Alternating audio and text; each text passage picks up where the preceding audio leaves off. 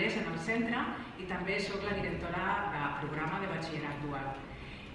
Jo el que faria és respondre a una pregunta que potser vosaltres em faríeu, i és si jo recomanaria el batxillerat dual.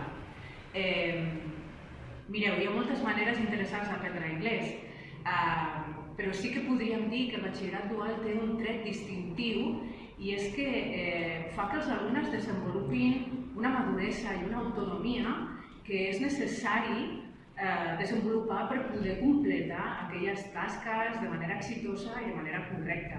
I crec que això són característiques molt valuoses pel seu futur. Ara potser el que convé és que escolteu el testimoni d'alguns dels nostres alumnes que aquest any han començat el batxillerat dual. Un altre dels trets distintius que diferencia el batxillerat dual és que no s'estudia com aquí a l'escola.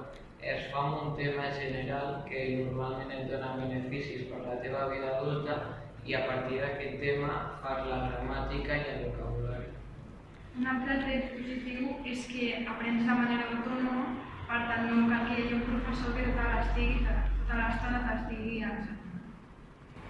Un altre tret del dual és que és una forma diferent d'aprendre, que no és amb llibres, és autònom i tractes temes que no tractes a l'anglès a l'escola i és una bona manera d'aprendre un anglès diferent que et pot ajudar molt a la vida.